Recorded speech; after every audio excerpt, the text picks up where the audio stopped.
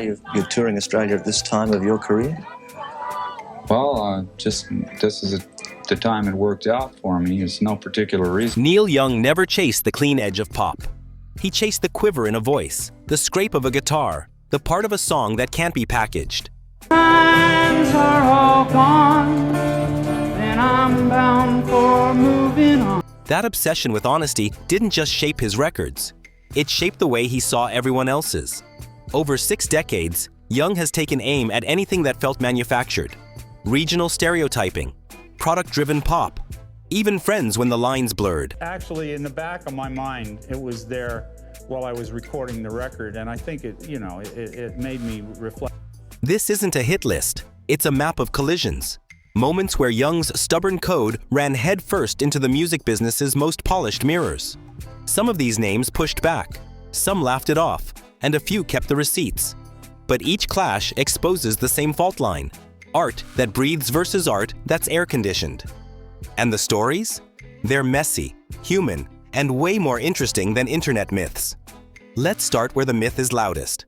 Down in Alabama, under a sky that still echoes with guitars. Number 1, Lynyrd Skynyrd. The cliché says Neil Young and Lynyrd Skynyrd hated each other. The truth is sharper and kinder. Young wrote, "Southern man and Alabama, to swing hard at the ugliest parts of history." Skynyrd fired back with Sweet Home Alabama, calling him out by name, guitar jangle bright as daylight. On paper, that's a feud. In real life, it looked more like 2 artists arguing in melody across the same southern sky. Young later said his own Alabama came off accusatory and condescending. A rare public recalibration that told you he cared more about honesty than ego. Meanwhile, Ronnie Van Zant kept stepping on stage in a battered Tonight's the Night t-shirt. A wink that respect was running under the noise. That's the part the myth misses. Both sides were telling the truth as they saw it. Both believed songs should punch upward, and both trusted a hook more than a headline. Young's chords were raw, bruised, and restless.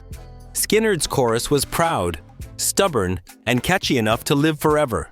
Instead of canceling each other, they completed the picture, revealing a country arguing with itself in 3 verses and a solo. No one won because winning wasn't the point. The point was to make people feel the heat and think about why it was there. And when Young later performed Sweet Home Alabama on his own stages, it felt less like surrender and more like a handshake.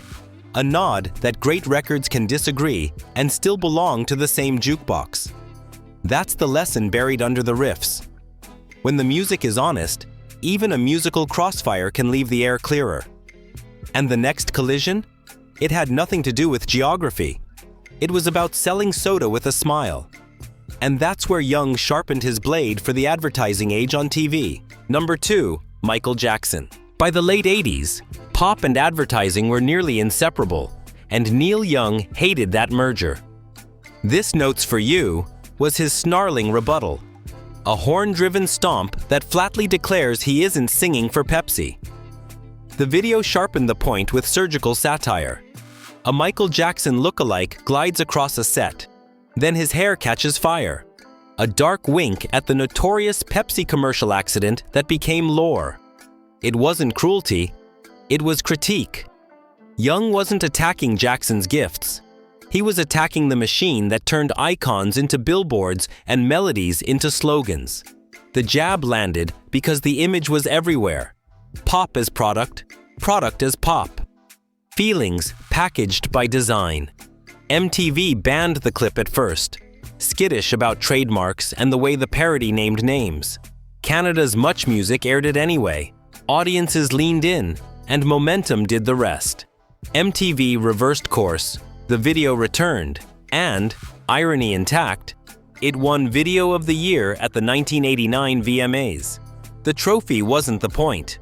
The argument was, Young wanted listeners to ask whether a song loses voltage once it's tethered to a logo, whether the heart of a chorus can breathe after brand guidelines sneak into the arrangement.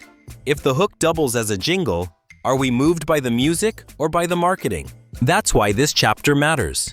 Jackson embodied pop at its most perfected: visionary videos, global reach, every detail engineered for impact.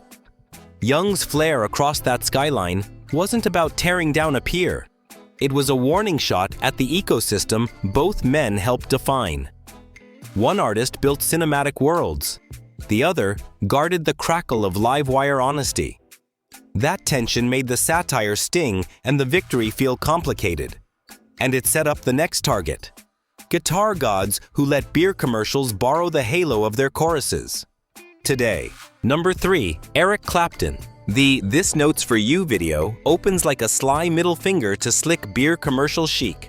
And the silhouette everyone recognized was the guitar hero whose aura powered those glossy Michelob spots. Young isn't attacking Eric Clapton's playing. He's aiming at the pipeline that turns a riff into a campaign and a chorus into copy. The satire lands because it's tactile.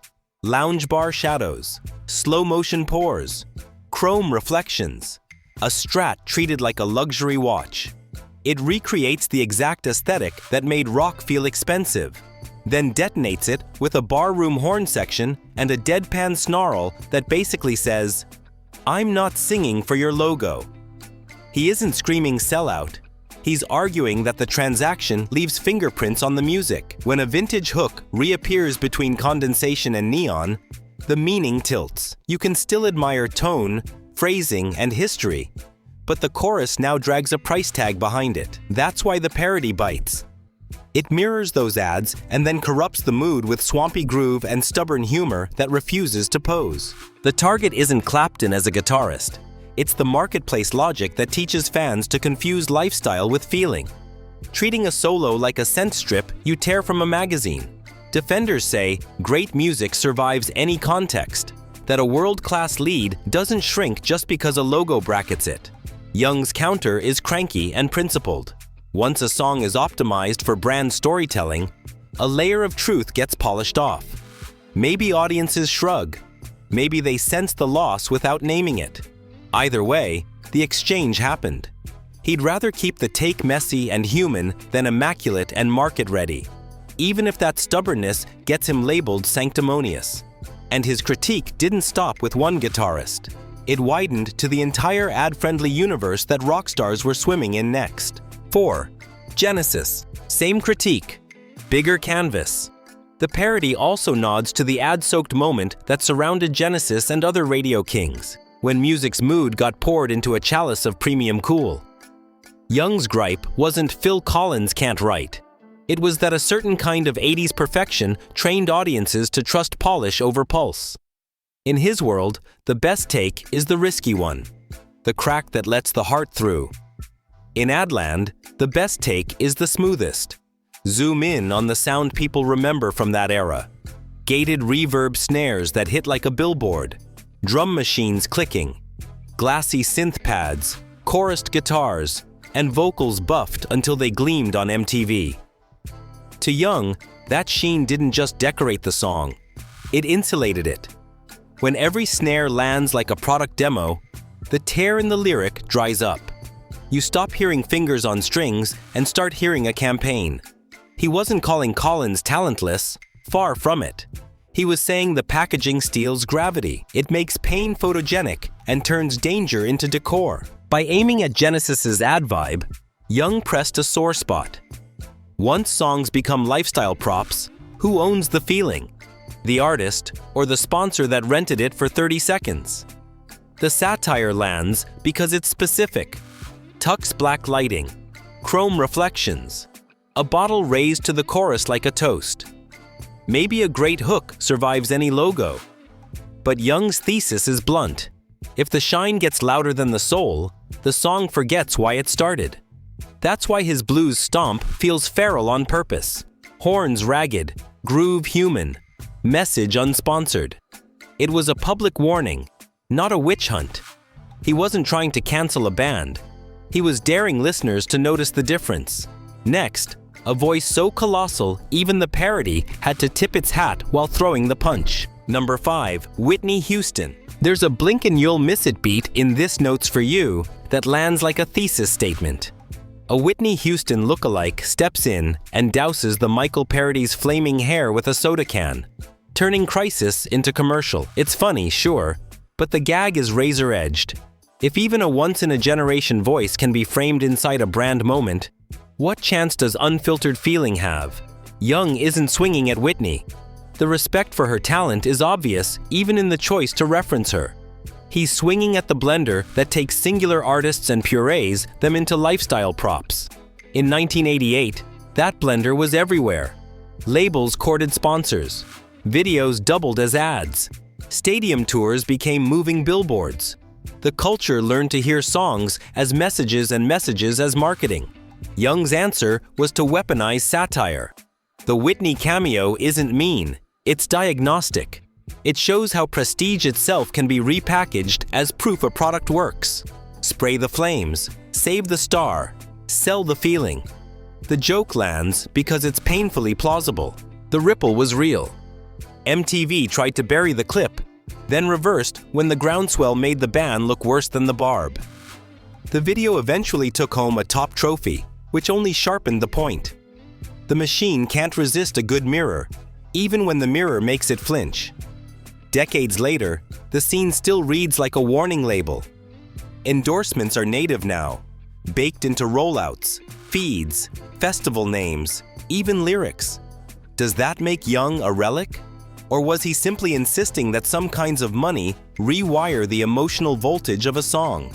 Reasonable people split on that, and the split is healthy. What matters is the question he forced audiences to ask every time a chorus arrives with a logo in its pocket. Not everyone loved the sermon, though. One of rock's loudest frontmen stepped forward to clap back, and he didn't whisper. 6. David Lee Roth. When Neil Young took a swing at corporate tie-ins with "This Note's for You," David Lee Roth didn't flinch. He counterpunched. His take was blunt. If a song can't survive a soda pop backdrop, the problem isn't the commercial, it's the song. That wasn't just bravado. It was a philosophy born from the biggest stages of the 80s. Roth believed the marketplace was another arena, not a moral hazard. The lights, the logos, the larger-than-life billboards, all of it, in his view, amplified the spectacle fans were already buying tickets to see. The music didn't vanish under branding. The music bent branding to its will. Young's code said certain money taxes the soul of a chorus. Roth's creed said a real chorus is tax-proof. Young guarded the crackle of imperfection.